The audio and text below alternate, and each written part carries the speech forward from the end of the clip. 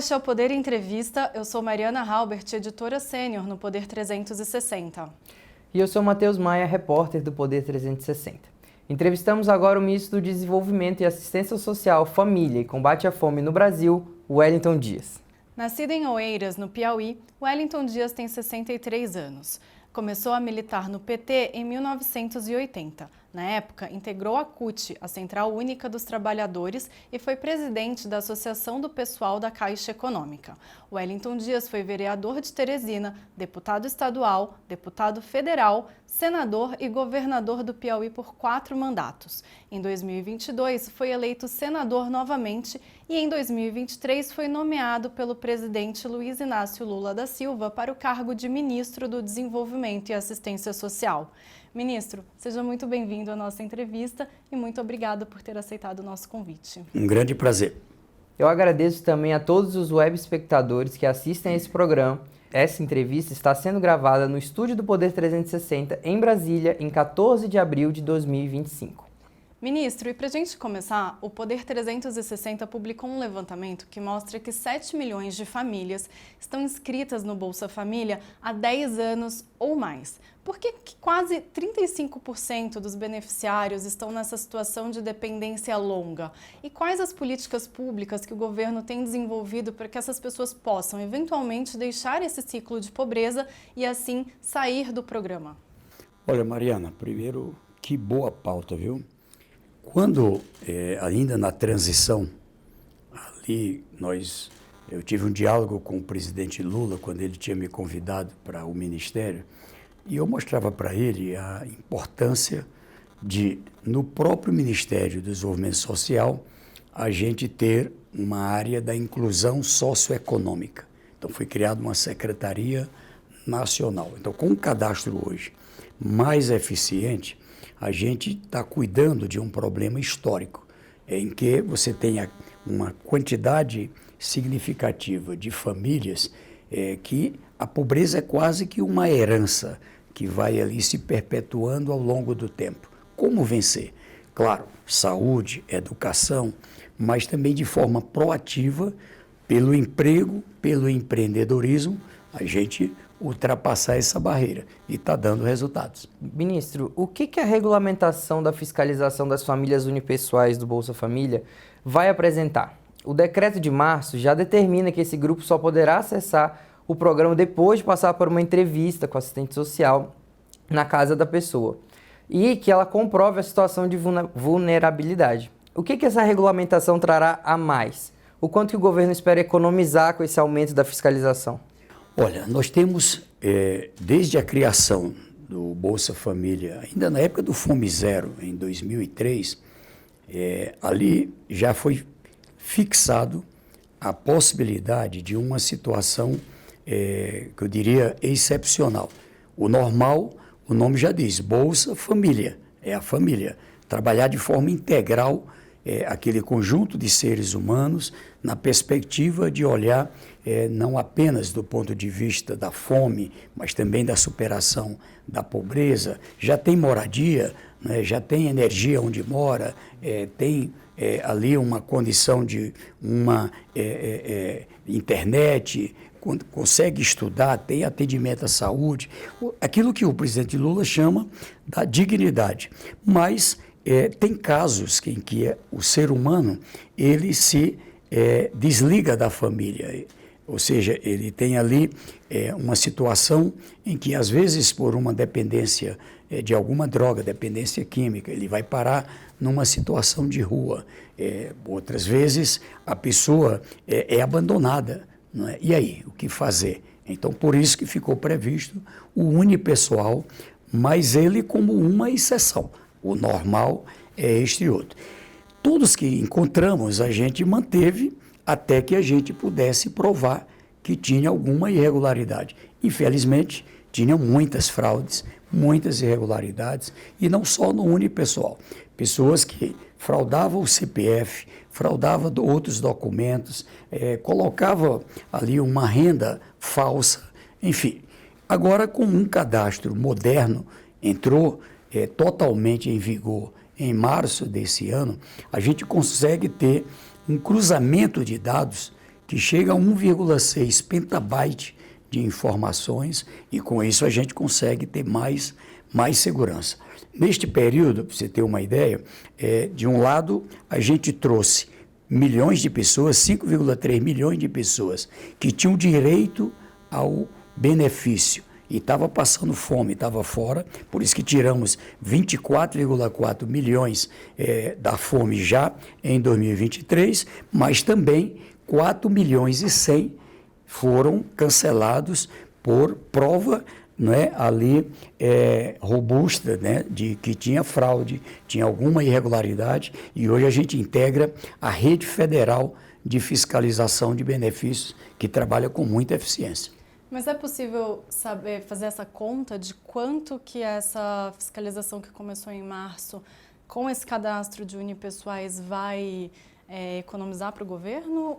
Sim, a gente inclusive fez uma previsão em duas colunas que eu digo, que são as grandes metas do Ministério para este ano. De um lado, é claro, vamos seguir ainda com busca ativa. Veja que, mesmo com essa redução dos que estavam na insegurança alimentar, reconhecemos que ainda não trouxemos todo mundo, ainda estamos aqui em todas as regiões do Brasil, ali num busca ativa. Mas é preciso aqui ver que tem um caminho, não é, de combate à fraude e um caminho da superação da pobreza. Um plano de qualificação que 2023 e 2024, por exemplo, já trouxe do público do Bolsa Família, do Cadastro Único, 16 milhões e 500 mil pessoas para o emprego.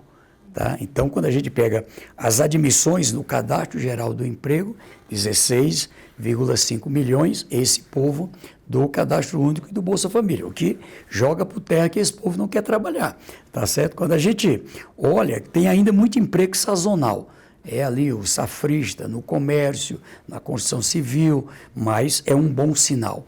Do outro lado, também o combate à fraude.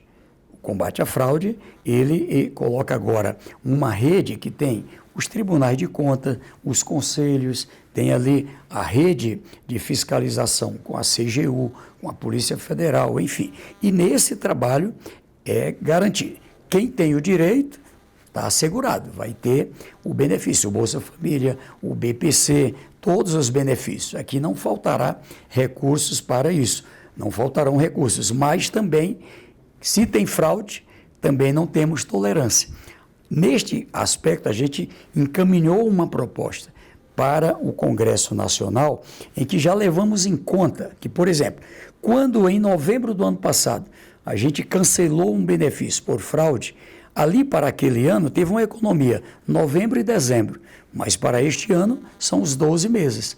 Não é? E assim, quando também alguém conseguiu um emprego, conseguiu elevar a renda, saiu da pobreza, saiu do Bolsa Família, também ali tem uma economia. Não é? E este ano a gente prevê 7,7 bilhões, não é, como um patamar seguro, já levando em conta, inclusive, aquilo que já ficou previsto pelos resultados de 2024. Que é o que foi já previsto no orçamento. Já foi previsto no orçamento, isso. E, ministro, o Ministério do Desenvolvimento e Assistência Social e o Ministério da Saúde estão atuando em conjunto para ajudar pessoas de baixa renda que estão viciadas em apostas em bets.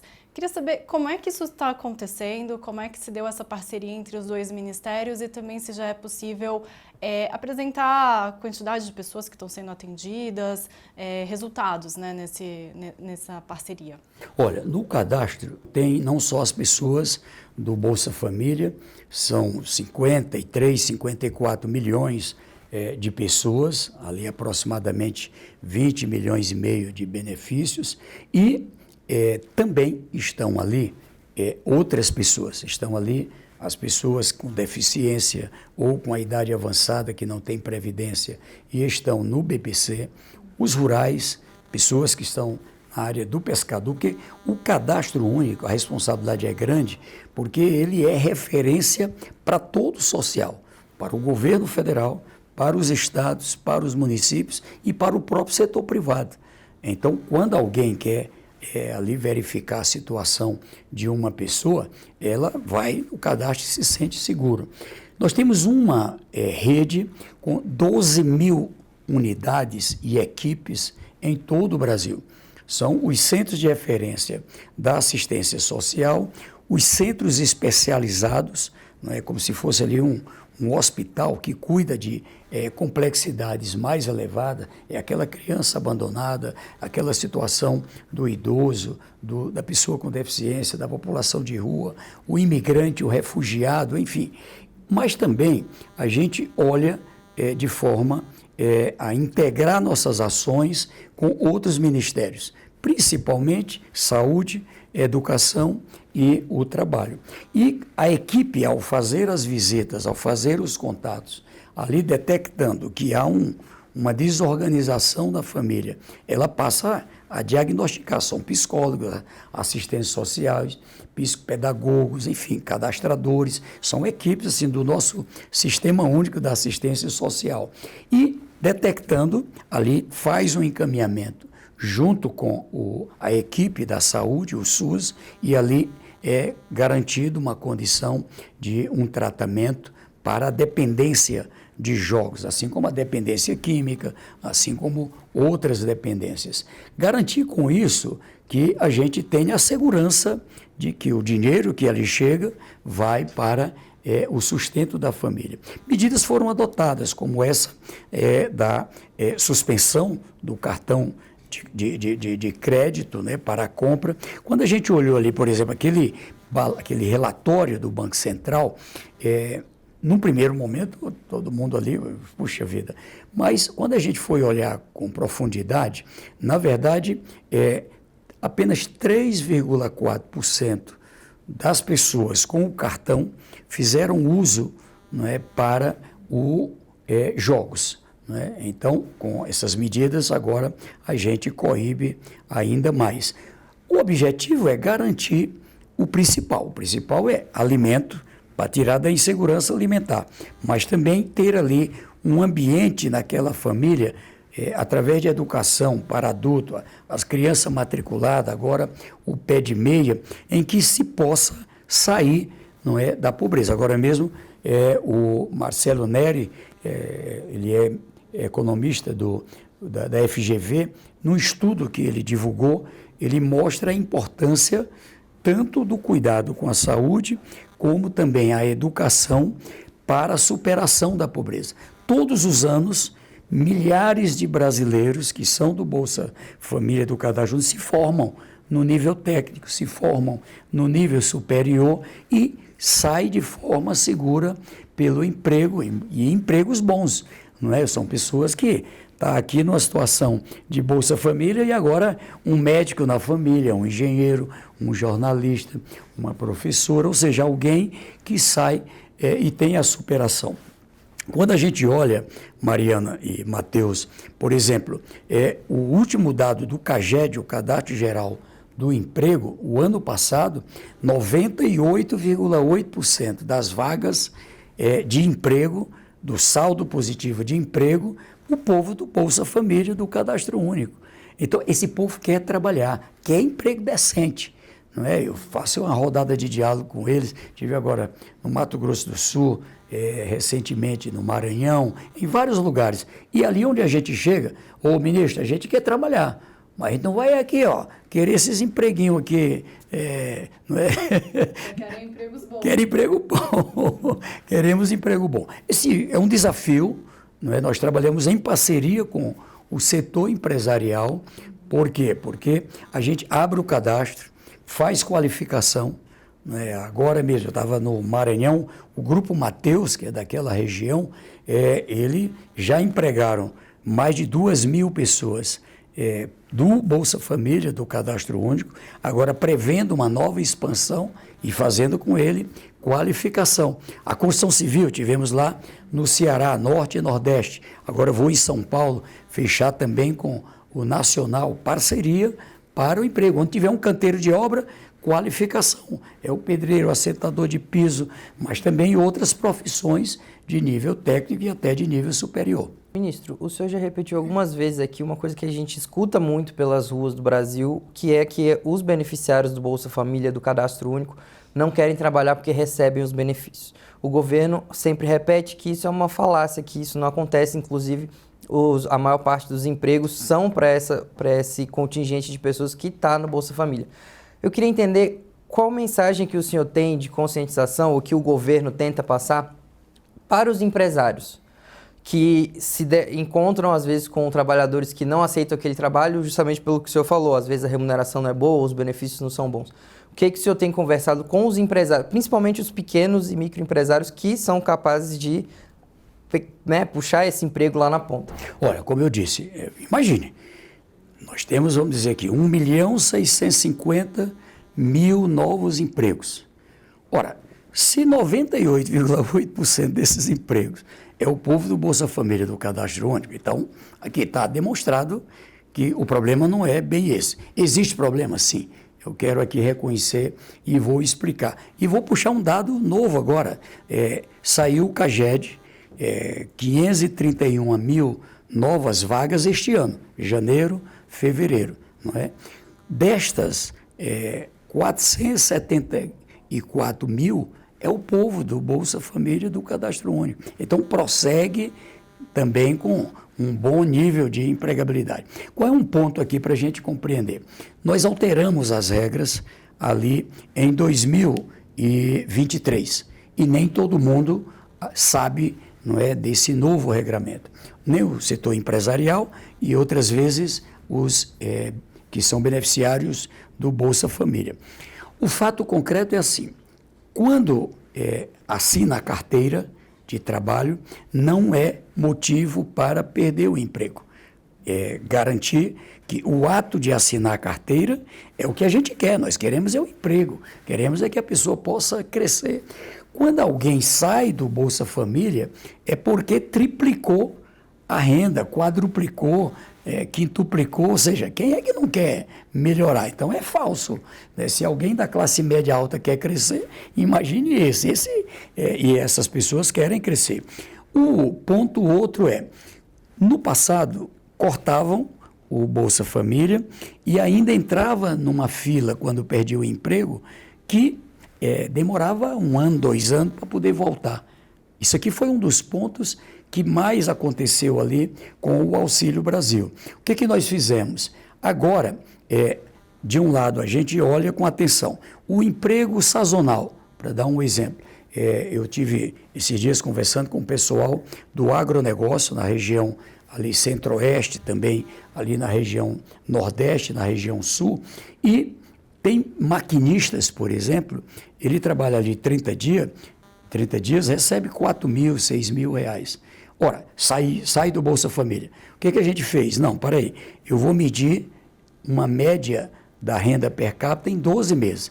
Quantas pessoas tem na família desse maquinista? Tem 3? Tem 4? Tem 5? Eu divido essa renda, não só por um mês, mas eu divido por 12 meses para trás. Como é que foi a renda dele em 12 meses? E a outra grande mudança é que quando sai do Bolsa Família, perde o emprego lá na frente, volta automaticamente. Ou seja, todo mês a gente faz a folha. Tem gente que perdeu o emprego, está voltando, tem gente que conseguiu o emprego, está saindo. Graças a Deus, está saindo mais gente pelo emprego e cresce, inclusive, empregos melhores, empregos bons. O que nós temos é uma coisa desafiadora do Brasil, que eu digo boa, é que a economia, à medida que a economia cresceu 2023, 2024, segue crescendo em 2025, a gente está no mais baixo nível de desemprego. Tem regiões do Brasil, é o caso do Centro-Oeste, tem estados da região Sul, que o desemprego está 2,4%, 2,5%, né? Lá no meu estado do Piauí, está em torno de 8%, mas era 14%, tá certo? Então, aqui é onde eu trabalho parceria. Abrimos o cadastro, vamos a essas pessoas e ali garantimos as condições de um emprego. E tem situações de pessoas, é bom saber disso, que fazem uma opção de trabalhar como autônomo. Tem outra situação de mulheres que cuidam de crianças, que cuidam de outras pessoas e, por isso, tem dificuldade para trabalhar. Aí entra o programa Acredita, né, onde nós estamos alcançando os primeiros, novidade aqui, ó, em primeira mão aqui, estamos alcançando 200 mil empresários e empresárias com o programa Acredita no Primeiro Passo. 3 bilhões 150 milhões de reais investidos, né, com esse povo do Bolsa Família, do Cadastro Único, que é um salão de beleza que faz em casa, é ali uma produção de doce, salgado, delivery, ou seja, várias alternativas que permitem, inclusive, trabalhar em casa. Esses empresários que o senhor mencionou são essas pessoas que acessaram o microcrédito destinado ao Cadastro Único. Corretamente. E agora, eu brincava muito, quando é para classe média alta, não é, a gente pensa sempre numa coisa suficiente. É isso que o presidente Lula autorizou. Por exemplo, o financiamento para o rural, ele ia até 6 mil reais. Agora vai até 35 mil reais por família já na largada, tá certo? Ali com taxas de juros baixa, 0,5%, por exemplo, no Pronaf-B, e quando aplica o dinheiro, quando paga em dia, tem um abate, tem um desconto de 40%. É mesmo uma mão firme para ajudar com uma horta, com uma produção de leite, enfim, sair da pobreza. Mas também no urbano, não é? Um financiamento que começa com 21 mil reais, numa primeira etapa, fundo garantidor. Aí eu não tenho um avalista, eu não tenho um bem para dar como garantia. O presidente Lula criou o Fundo Garantidor Federal.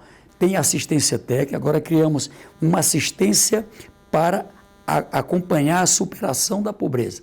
Uma assistência que é uma mão mesmo para pegar e ir até sair da pobreza. E a gente está encontrando bons resultados. Eu estou trabalhando para a gente, muito em breve, comemorar o primeiro 1 milhão de empresários e empresárias do Bolsa Família, do Cadastro Único, que geram emprego para outras pessoas. E o senhor quer comemorar quando? Olha, se eu puder fazer isso esse ano, eu vou ficar muito feliz. Mas acho que até 2026 a gente alcança.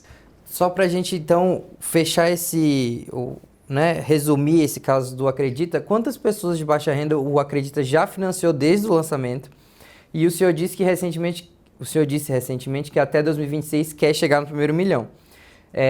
Eu queria entender se já é possível identificar quantas pessoas deixaram dos programas de assistência ou ascenderam à classe média depois de terem acessado esse programa do Acredita.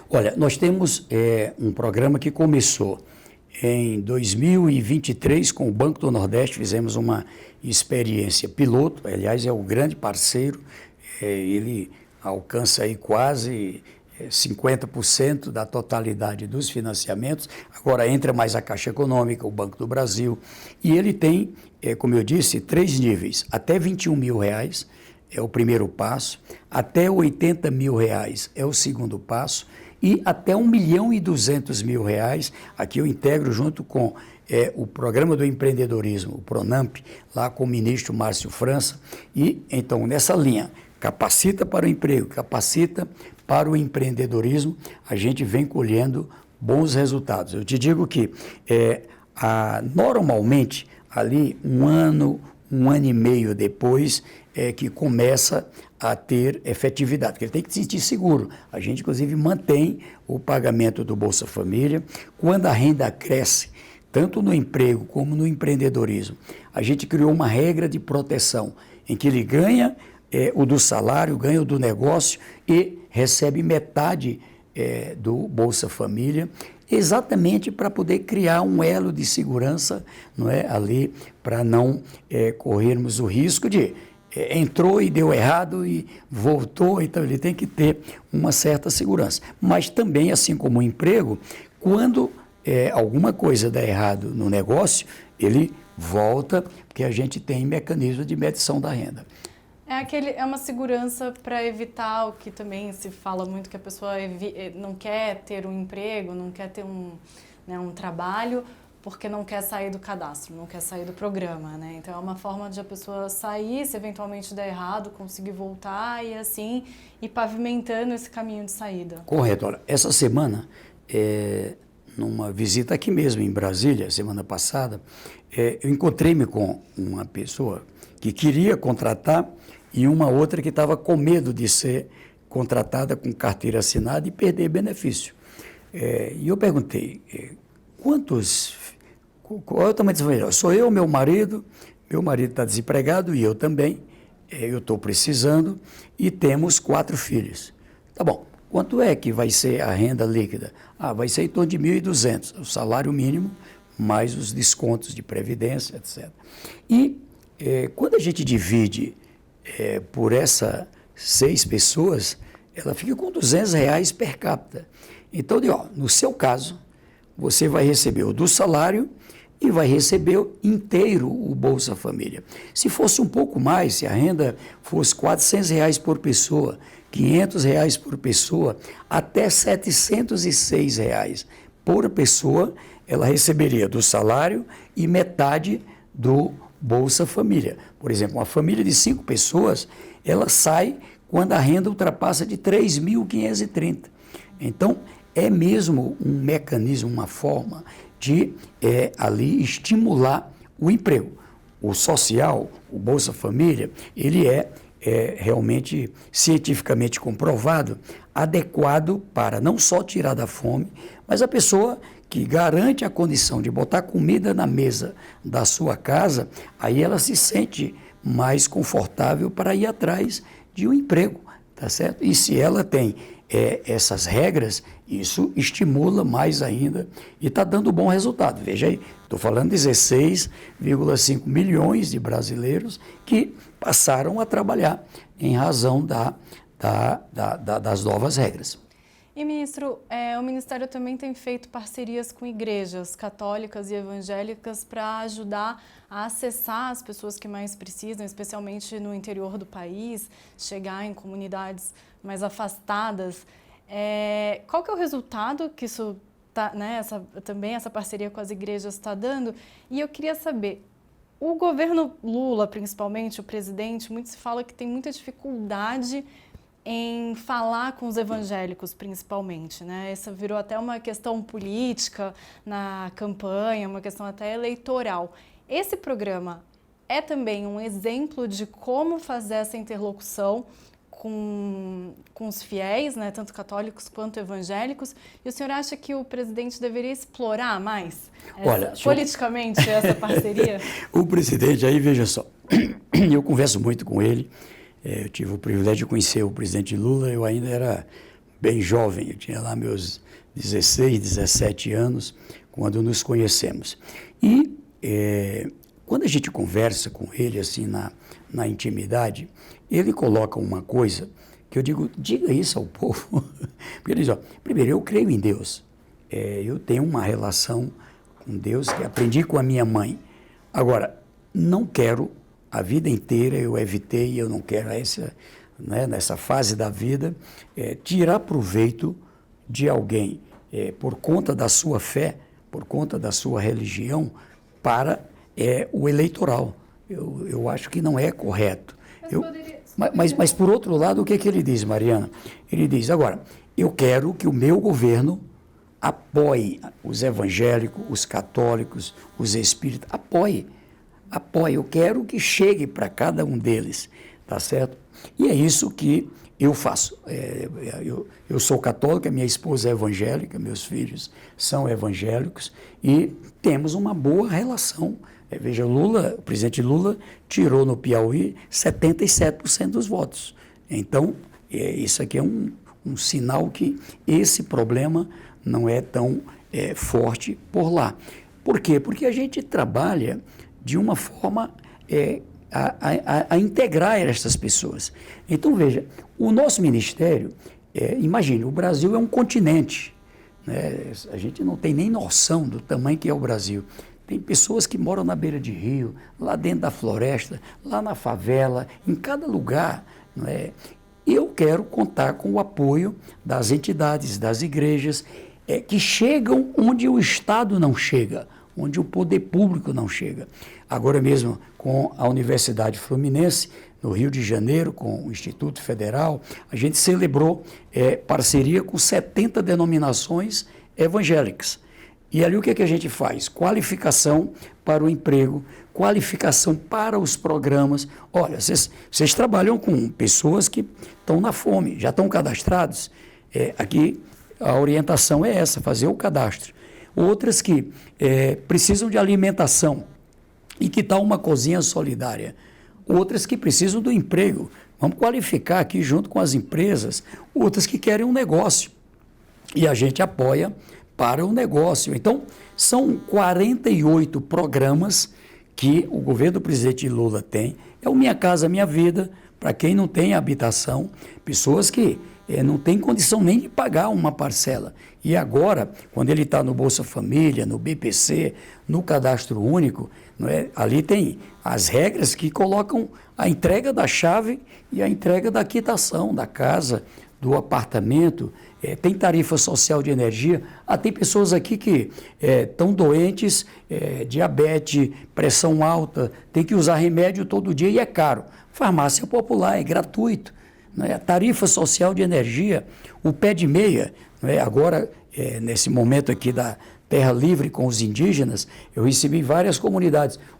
Tem os alunos lá que dizem que não estão recebendo os indígenas. Opa, as entidades aqui fizeram aqui um encaminhamento ao ministro Camilo e passa a receber o pé de meia, porque para chegar realmente é quem preenche o requisito. Então eu conto assim, Mariana, que o presidente Lula, ele compreende que se a gente trabalha com a população ali, essas pessoas, elas vão examinar o que o governo do presidente Lula tem de diferente.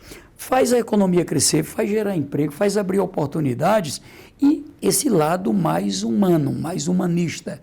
Eu acho que esse é um diferencial, não é? Que eu digo sempre, não tem nada maior, não é nada mais coerente com a própria palavra de Deus, nada mais do coração de Deus do que cuidar de quem passa fome, cuidar de quem está na pobreza e abrir uma oportunidade. E nesse caso, o ponto dele é esse, que ele, você jamais vai me ver, eu sou católico, você não vai me ver carregando um andor numa procissão, tá certo? Você não vai me ver, sei lá, claro que eu faço oração com outras pessoas, mas normalmente na intimidade, com a minha família, com as pessoas, com a minha igreja, e é isso que eu acho que ele tem que fazer o Brasil conhecer. E, ministro, em fevereiro, o senhor disse em uma entrevista que poderia ter um aumento no valor do Bolsa Família e a Casa Civil negou essa possibilidade. De lá para cá, houve alguma conversa ou alguma análise que pode levar a um aumento do Bolsa Família ainda esse ano? Mariano, eu fui atrás dessa entrevista, fui até para uma agência de comunicação da Alemanha.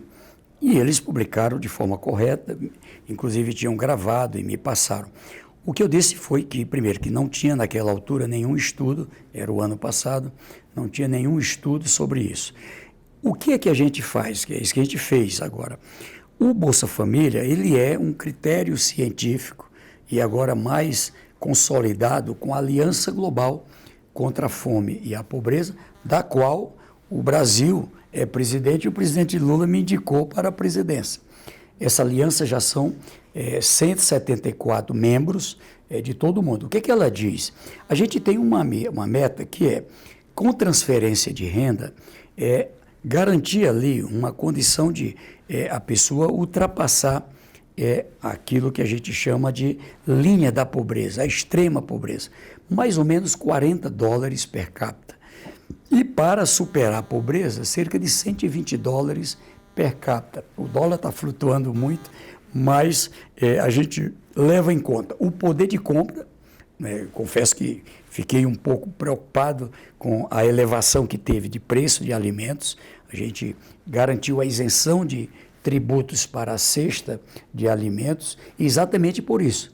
Garantir que, com aquele dinheiro que recebe, se tenha a condição de compra de uma alimentação e outras necessidades. A gente paga hoje aproximadamente, varia de acordo com o tamanho da família, mas é em torno de R$700 por família. Você vê, por que essa pessoa não vai trabalhar? Claro que ela quer crescer. Aqui é mesmo para ter ali a condição de comprar o básico. Quando isso acontece, a gente avalia. Nesse instante, do ponto de vista do valor per capita em dólar, no critério internacional, a gente está pagando mais ou menos 230, 235 por pessoa. Por pessoa. Você pega lá 20 milhões e meio, multiplica, você vai ver que dá aí o valor que a gente paga na folha de pagamento. E do outro lado, também esse dinheiro é capaz de comprar o quê? Não é? Dali naquele conjunto de produtos que inclusive ampliamos na cesta de produção.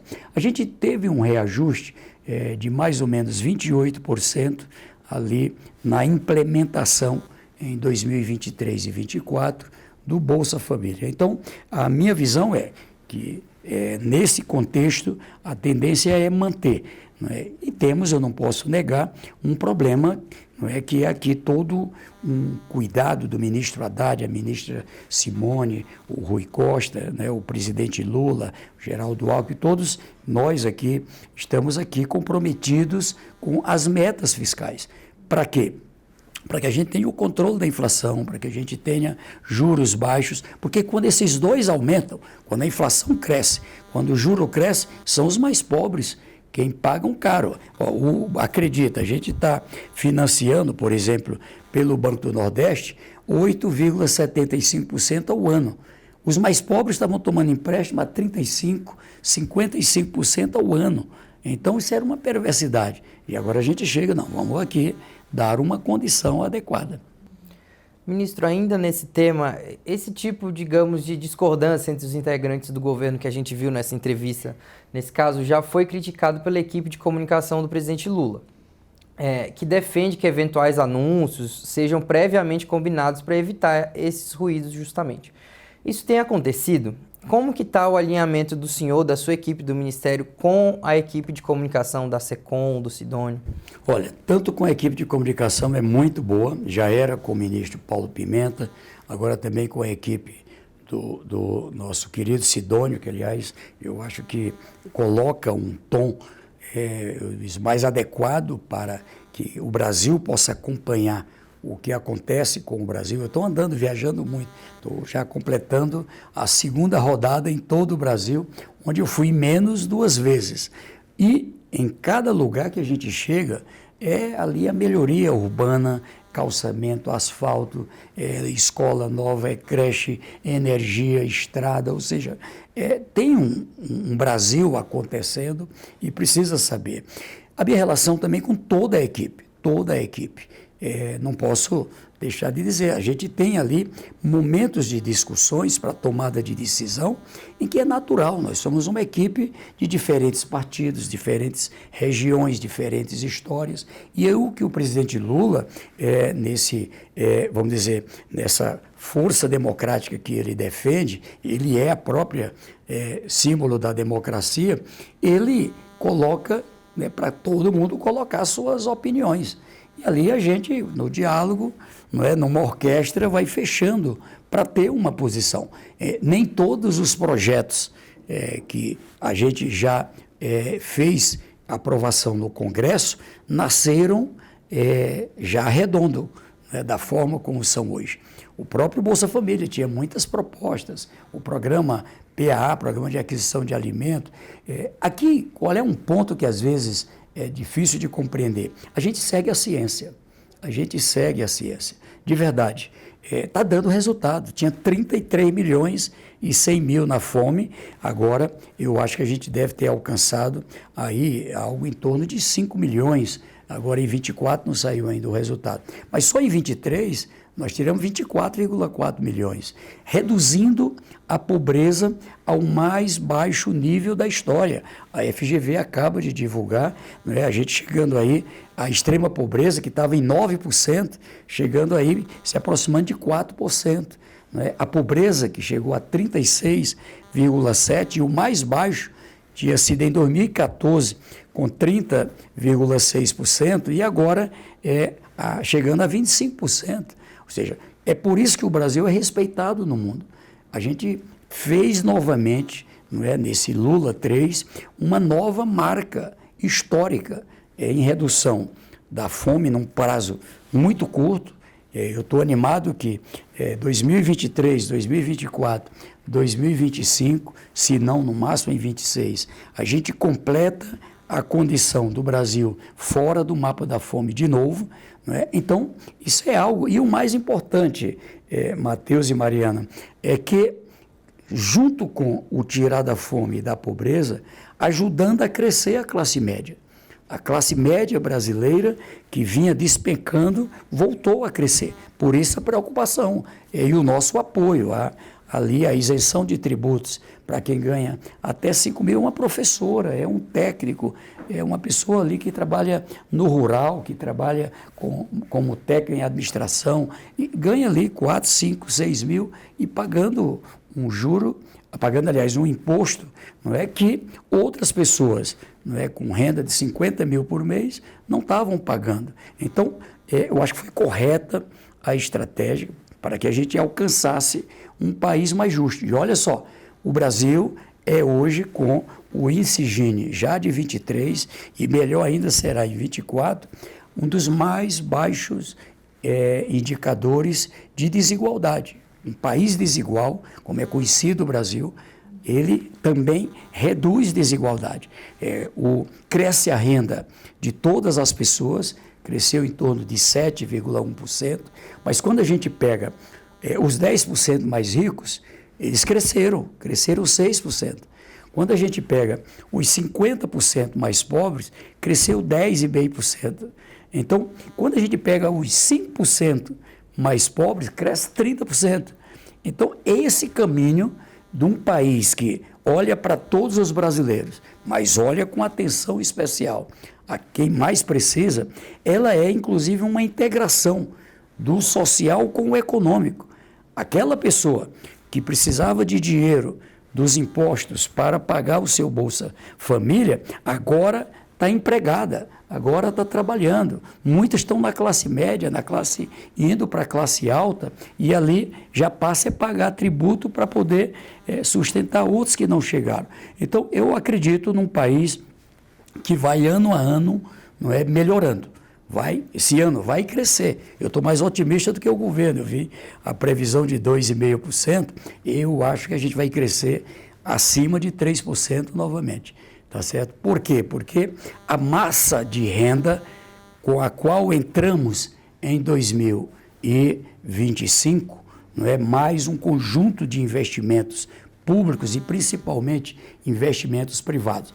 Tem essa situação que me preocupa. A primeira reunião que eu fiz 10 dias atrás com a Aliança Global contra a Fome e a Pobreza, eu chamei a atenção do mundo, a necessidade que nessa guerra tarifária se evite ali impactar em alimento, ou seja, a importância de proteger. O ideal é não ter essa guerra tarifária, mas se tiver, ter ali toda uma proteção para os mais pobres, com alimento, garantir ali a condição adequada, porque é assim que a gente vai tirar também o mundo, não é, dessa situação de fome.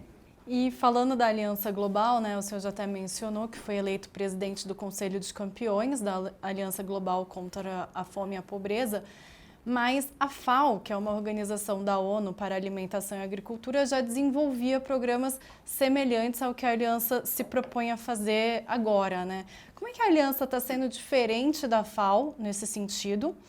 E a primeira-dama, Janja Lula da Silva, continuará sendo designada para representar o governo em eventos sobre o tema? Ela participou, né, de algumas reuniões, como em Roma, e muito se pergunta por que ela tem que representar o governo, já que ela não tem um cargo público, um cargo de fato dentro do governo federal. Mariana, primeiro, você é mulher e sabe que a gente ainda tem um mundo ainda muito machista. Eu olho assim sobre quem é Janja Lula da Silva. Uma pessoa formada, socióloga, já trabalhou lá no batente de um centro de referência de assistência social, na área social. Então, como o próprio presidente disse, ela vai ser o que ela quiser, ela vai fazer a agenda que ela quiser, porque ela e todas as mulheres devem ter essa liberdade, não é, de total autonomia. Eu vou citar um exemplo, não gosto muito de citar, mas tive uma relação de proximidade com o ex-presidente Fernando Henrique Cardoso, e ali vi a importância, né, da dona Ruth Cardoso. Quantas vezes ela representou o Brasil em fóruns internacionais.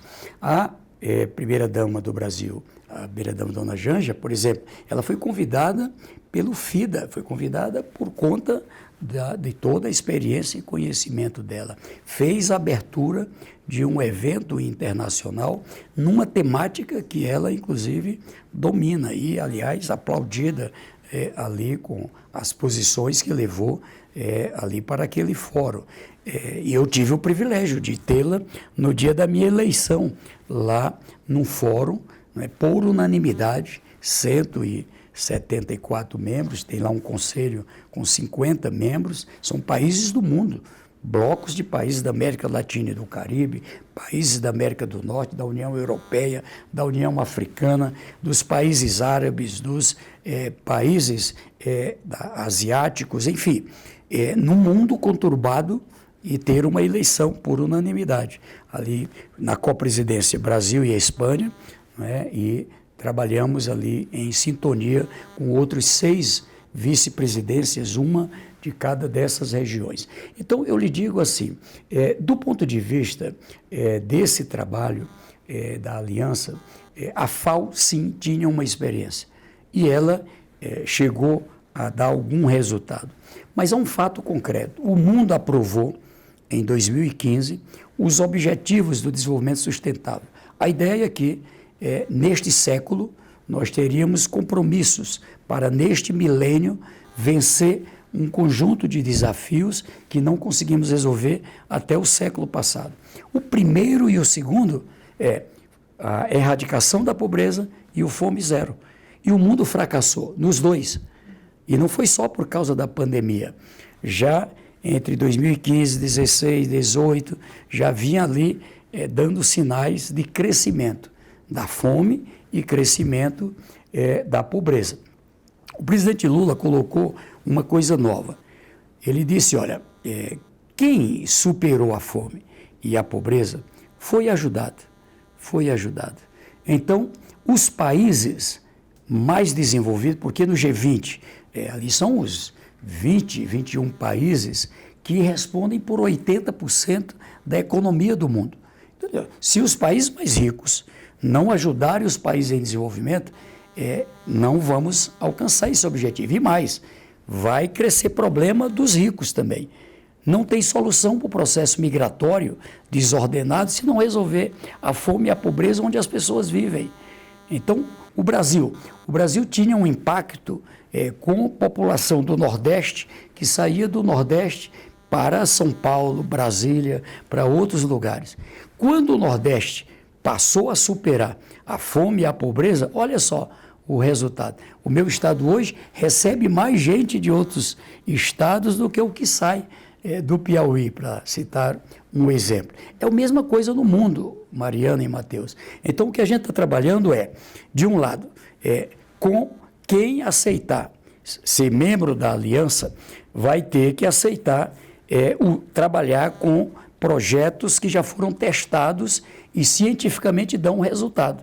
É transferência de renda, mas vinculado com a educação, com a saúde, preparar as pessoas para o emprego, para o empreendedorismo, cuidar de modo prioritário das crianças, sistema de água, ou seja, e aí os países, ao lançar a aliança, já se comprometeram com um volume de investimento que é possível atender na largada 500 milhões de pessoas no mundo que antes não eram atendidas. Agora mesmo nós estamos atendendo Haiti, Honduras, vários países, não só aqui da América, que, por exemplo, agora, medidas dos Estados Unidos, infelizmente não foi só, outros países também, de cortar ajudas humanitárias, a gente chega, não vamos deixar piorar, para ficar melhor. Então passa ali a dar uma condição de atendimento. Agora, em maio, o presidente Lula vai receber no Brasil, eu passo aqui em primeira mão, uma agenda com ministros da agricultura da África com o Brasil, para uma troca de experiência, e o Brasil quer cooperar com a Embrapa, quer cooperar com um conjunto de conhecimentos que a gente tem. O meu ministério já coopera com 19 países, por exemplo, ensinando como é que é essa tecnologia social da cisterna e de sistemas simplificados de água. Como é que é possível integrar a alimentação escolar, que é eficiente para o combate à insegurança alimentar, com a produção de agricultores familiares, pequenos agricultores. E aí, é claro, tive agora no Chile, onde ali celebramos a aprovação no Conselho do Banco Interamericano, que vai investir só ele 25 bilhões de dólares dentro dos planos da aliança. Então, eu conto para você que não é fácil, a conjuntura mundial ficou ainda mais complexa, mas assim, pedindo a Deus toda hora para gente parar dessas, além das guerras que matam pessoas, essa é uma outra guerra que também mata pessoas. É preciso a gente ter muito juízo. Essa é justamente a minha pergunta. Nesse tema, como que o senhor está avaliando a postura do presidente norte-americano Donald Trump, que tem ido na direção contrária de órgãos multilaterais, como a própria Organização contra a Fome? E ele também tem saído de acordos em diversas áreas, como ambiental. O senhor acredita que isso pode ter impacto no programa da fome? E as tarifas impostas pelos Estados Unidos, como que o senhor avalia que isso pode impactar os brasileiros, principalmente os mais pobres? Olha, até aqui, em relação ao Brasil, menos impacto. Confesso que quando começou ali, até parece que um leilão, quem era que subia mais? Meu Deus do céu, onde é que vamos parar? Ainda está com a China, para a gente compreender. Mas qualquer país do mundo, temos os fóruns que foram criados, a Organização Mundial do Comércio, a Organização Mundial de Saúde, a Organização para várias atividades do mundo. Esse foi, eu diria, o grande passo que o mundo deu após a Segunda Guerra Mundial.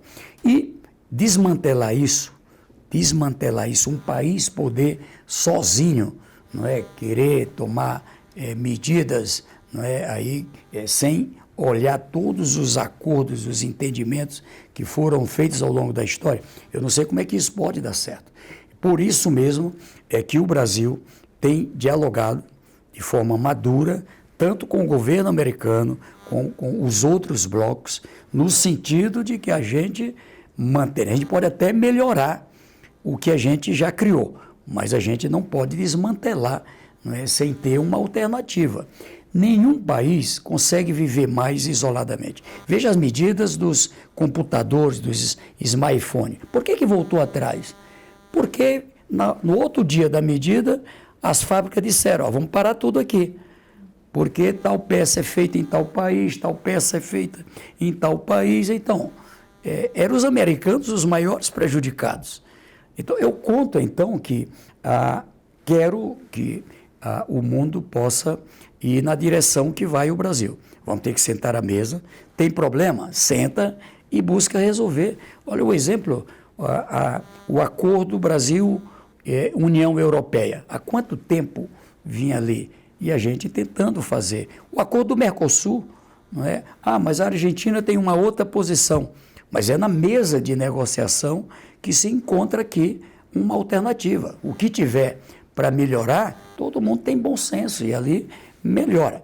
E esbagaçar, usando uma linguagem bem da minha terra, esbagaçar eu acho que não é bom para ninguém, E, sim, um cuidado especial foi esse alerta, como presidente da Aliança Global, a gente faz uma emissão de mensagem, aquele ponto ali da ata da nossa agenda, ela vai como recomendação para todos os países que são membros, todas as instituições, para que a gente possa ter um cuidado. Até aqui não deu ainda grandes problemas, mas é preciso estar atento. Um tarifaço sobre alimentos, eu acho que aí é o fim. Aí pode até beneficiar esse ou aquele país, mas vai ser um desastre muito grande dentro de um caminho que a gente já planejou. E, ministro, agora falando mais de política e de Brasília, né? A gente tem falado muito sobre assuntos muito complexos. É verdade. Bem mais do que esse, da fome e da pobreza, que já é muito complexo. Exatamente, mas a gente ouve muito falar da reforma ministerial no governo, né? Para comportar melhor os partidos de centro. Mas até agora, as mudanças mais recentes que o presidente Lula fez contemplaram apenas o PT. Qual a sua avaliação sobre a participação desses partidos de centro no governo e o senhor concorda que é preciso dar mais espaço para esses partidos? Olha, não pense que é fácil. Você termina uma eleição, eu vivi isso em 2002, foi minha primeira eleição de governador, em meio a 4 eleições que eu participei como candidato, lá agora é o governador Rafael Fonteles, lá atrás era a Regina Wilson Martins, e veja, você termina uma eleição, lá são 30 deputados, e o meu lado só tinha feito 11 parlamentares. E aí eu tinha que chegar naquela época, eu do PT, e tinha que chegar lá para os candidatos que tinham sido eleitos, não é, partidos do PFL, o Partido da Frente Liberal, e dizer, olha, eu preciso de vocês. Eu preciso aqui, pelo Piauí, a gente vai ter que fazer um entendimento. Primeiro, não é fácil para o outro lado. Poxa, eu estava aqui combatendo esse lado que ganhou. E o nosso, peraí, a gente acabou de ganhar deles e agora estamos chamando para o governo. Então, eu digo de uma forma bem simples, porque eu já vivi isso. Mas o presidente Lula, ele é um homem do diálogo e é uma pessoa com muito compromisso, não é, do ponto de vista dos interesses maiores do país. O interesse do país acima do interesse do seu partido e dos partidos aliados. E assim é que ele buscou compor. E deu resultado. Se a gente olha o que a gente teve de avanços aprovados no Congresso Nacional 2023, 2024, sei que vocês acompanham o que ali acontece, foram passos muito grandes. Inclusive, uma reforma, que é a reforma tributária, que eu acompanho há 40 anos. Há 40 anos atrás a gente já estava defendendo essa reforma. E ela aconteceu numa conjuntura, vamos dizer assim, muito complexa. Então eu digo que esse caminho valeu a pena, pensando no Brasil. Tem efeitos colaterais na política? Tem. E aqui, agora nós nos aproximamos de 2026.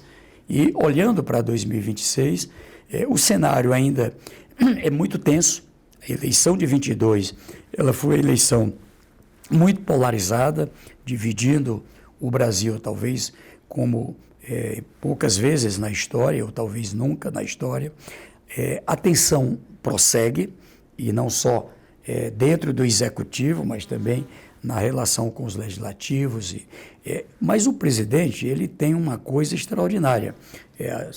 Se você pensa que eu sou, como eu disse há pouco, uma pessoa que convivo com o presidente há muitos anos, mas a experiência do presidente e do vice, o vice-presidente Geraldo Alckmin, que já passaram por várias experiências de presidente. Geraldo Alckmin tinha passado de governador, que foi meu colega governador. Então, nesse momento delicado do mundo e do Brasil, é essencial. Olha, a gente estava falando aqui há pouco do presidente Trump. Olha o que acontece aqui. Outro dia eu vi alguém definir aqui, um elefante numa casa de vidros, ou seja, vai quebrando tudo.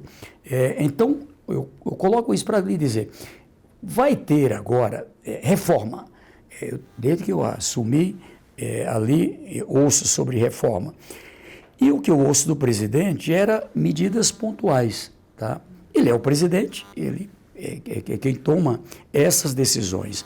Agora, eu olho para frente, há um trabalho de ter uma aliança, não é, como a gente já fez, até mais ampliada, que tenha um centro, não é, um centro, junto aqui com esse campo, não é, mais da esquerda, mais progressista, na linguagem da política, e com isso garantir uma condição de ampliação em 2026. Ampliar bancada federal, ampliar no Senado, para que se tenha uma maioria mais, vamos dizer aqui, consolidada. E, é claro, queremos eleger governadores, vice, queremos eleger presidente. O presidente Lula é o natural candidato, é um país que tem reeleição.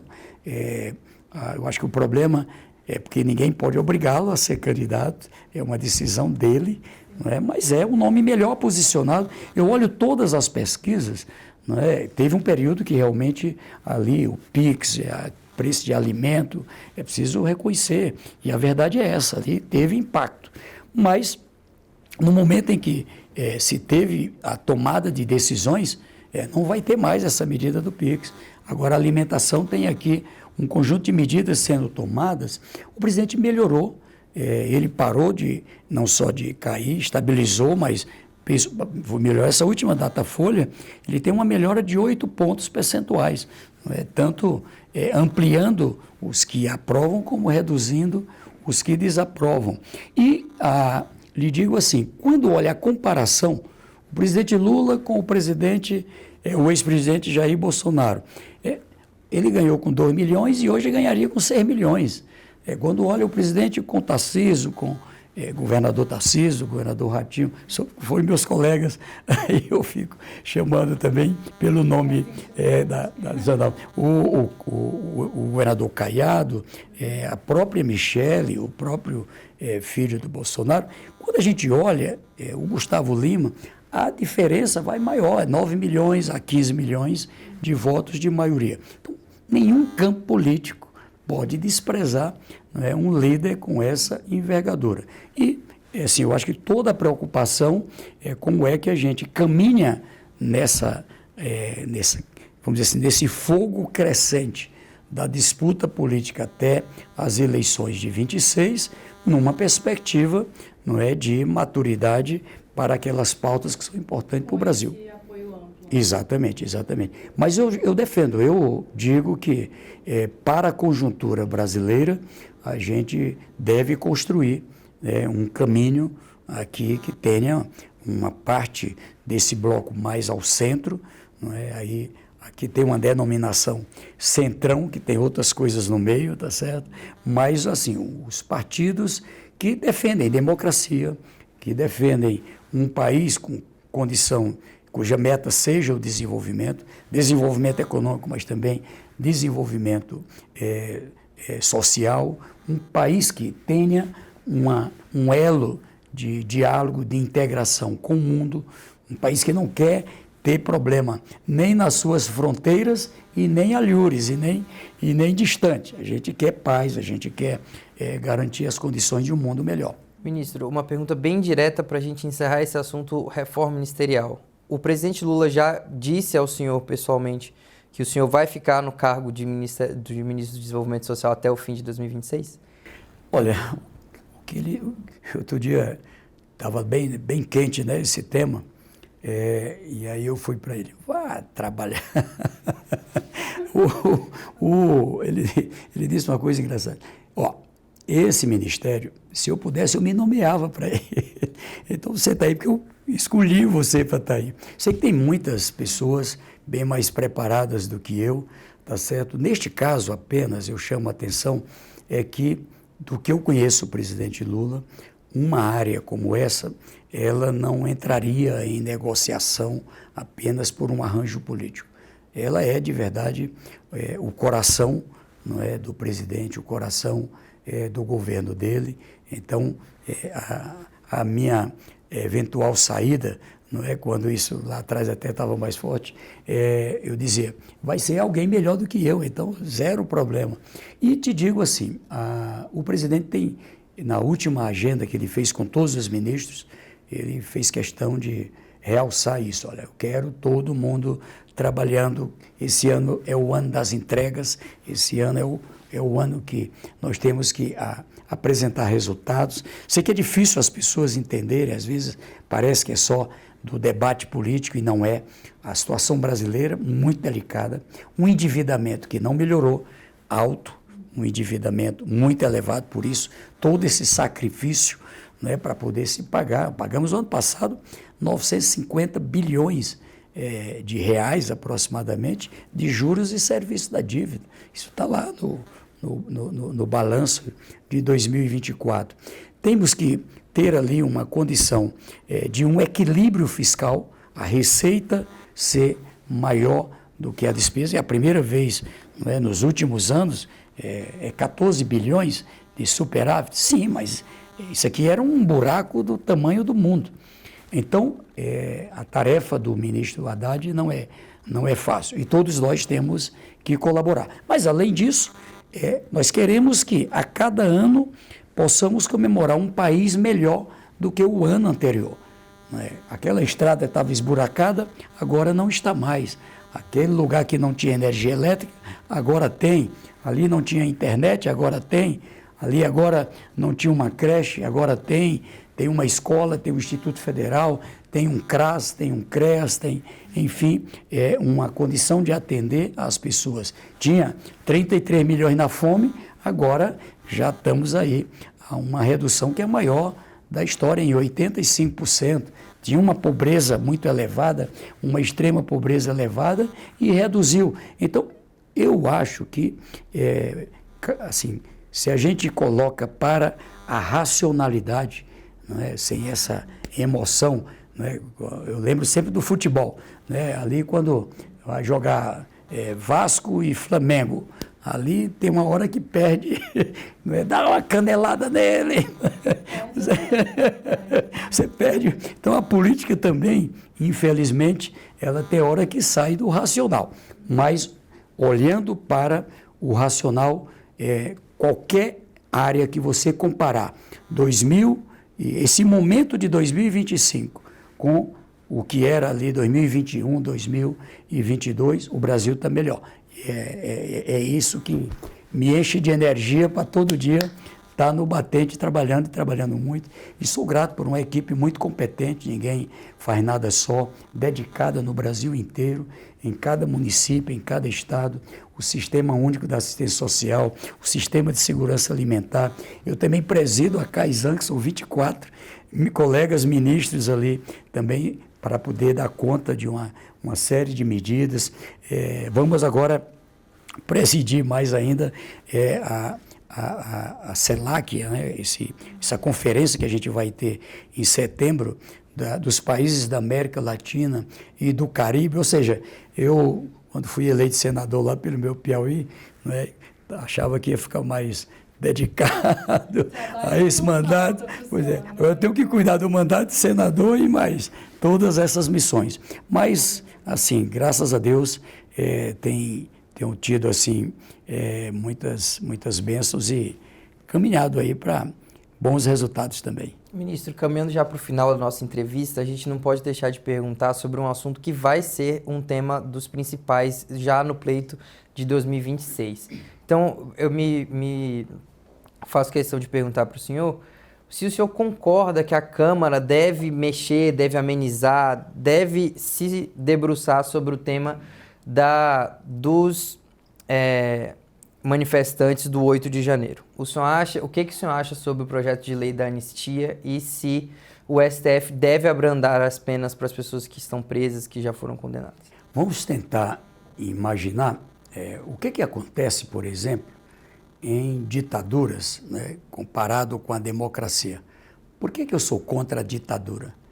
Porque a ditadura, o ditador da vez, ele é ao mesmo tempo o executivo, o legislativo e o judiciário.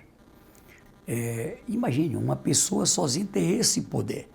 O poder de manda enforcar, manda matar, manda prender, uma pessoa só. A regra aqui quem faz sou eu, a lei sou eu. Então, por isso que eu sou um apaixonado pela democracia. O Brasil tem 3 poderes. A Constituição de 88 é uma Constituição, não é, extraordinária em relação, se você olha o que era o Brasil. E ela coloca ali no seu primeiro artigo, todo o poder emana do povo, o poder sai do povo, sai na hora de um plebiscito, sai na hora de um voto na eleição. E esse poder que é dado pelo povo, ele tem o poder derivado. Então, o executivo é eleito, não é? Ou seja, é o A, é o B, é o C, mas é o que o povo elegeu. E o legislativo também. E depois, os outros, né? Por exemplo, o judiciário, ali você passa pelo crivo, não é, do executivo e aprovado pelo legislativo. Eu digo isso para mostrar que cada um no seu quadrado. Não é? Eu acho que cada um no seu quadrado. E temos que seguir a Constituição. A Constituição e o arcabouço legal é o manual. Nós vamos ter que seguir esse manual. Toda vez que se sai do manual, tem barbeiragem, tem desastre, quebra para todo lado e normalmente o país se desmantela. E isso não é bom. Então, eu quero defender, não é, que nós vamos ter que ter bastante cuidado, porque se houve prática de crime, a Constituição diz, não é, lá como é que é o processo de julgamento. E tem situações que às vezes é um crime praticado por um parlamentar, ele passa pelo parlamento, inclusive primeiro, veja só. Olha só, primeiro precisa ter autorização do parlamento, né, analisando aquele caso concreto, para em seguida vir para o outro poder, que é o judiciário. Então, se a gente começa a inventar coisa fora do manual, que é a Constituição e o arcabouço legal, não vai ser muito bom para o Brasil. Eu quero um país com estabilidade, sei a importância da estabilidade, a estabilidade política, a estabilidade econômica, ela também é parte disso, e a estabilidade social. Eu já vivi momentos muito estranhos no Brasil, muito estranhos, já passei por muita coisa em minha vida, não quero reviver, não é, nunca mais, por isso defesa da democracia. Mas, ministro, o projeto o PL da anistia para o senhor garante a estabilidade ou seria um fator de instabilidade? É que é isso, se for olhar do ponto de vista, você imagina, o que diz a Constituição? Quem julga sobre crimes comuns, tá certo, é o judiciário. Imagine agora, julgou uma pessoa lá no Estado, traz para o parlamento para a Assembleia anular. Imagina, onde é que vamos chegar? Tem uma situação de um crime no município. Lá, pá, fez o julgamento, aí a Câmara Municipal anulou. Você imagina?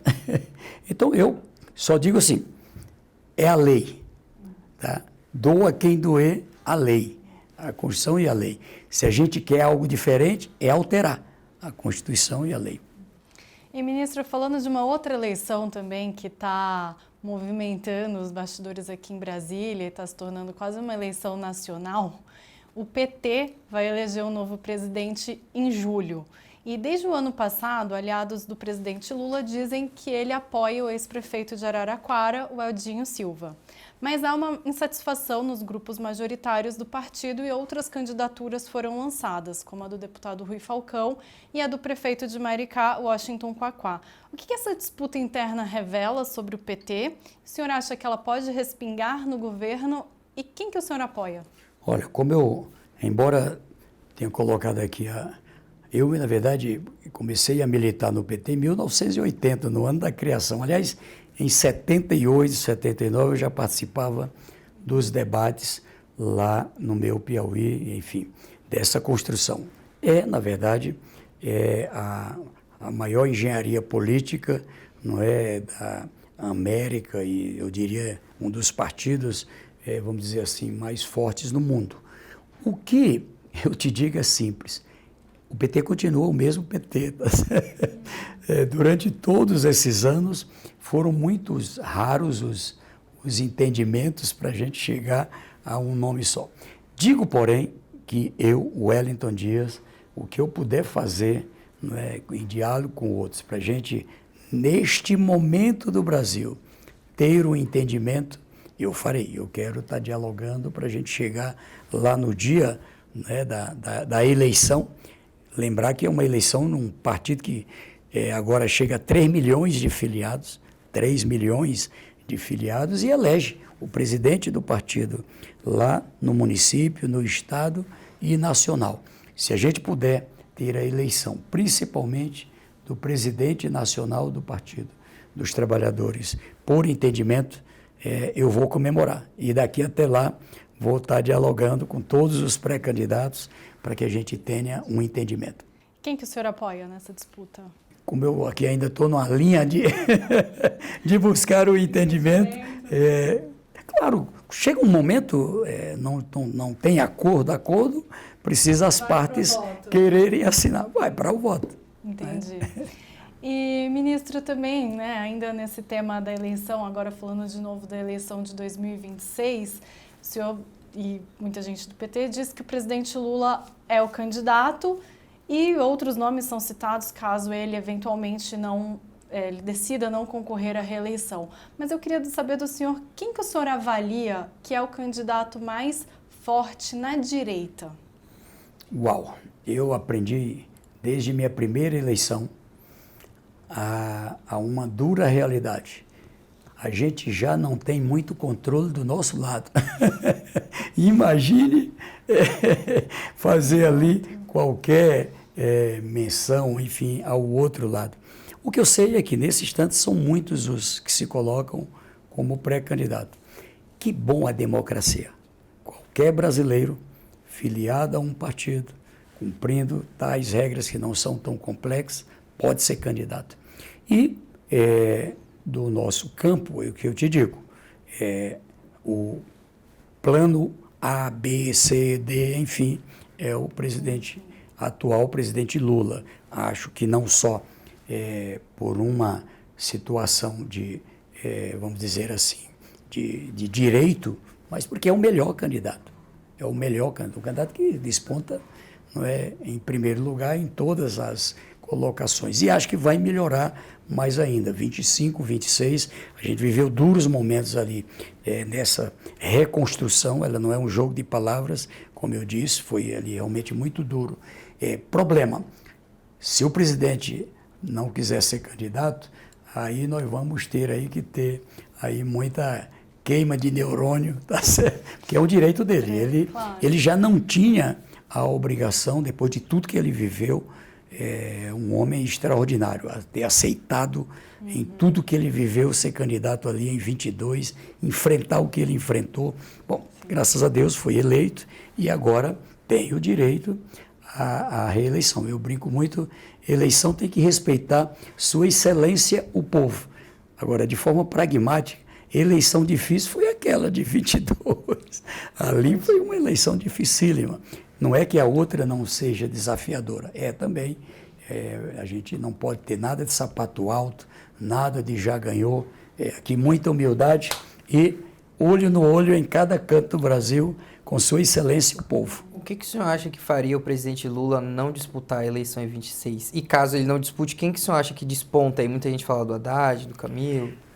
O direito dele, assim, todo mundo, quando vai tomar uma decisão, muita gente às vezes não se apercebe, tem ali um momento em que você tem que convencer alguém a ser candidato.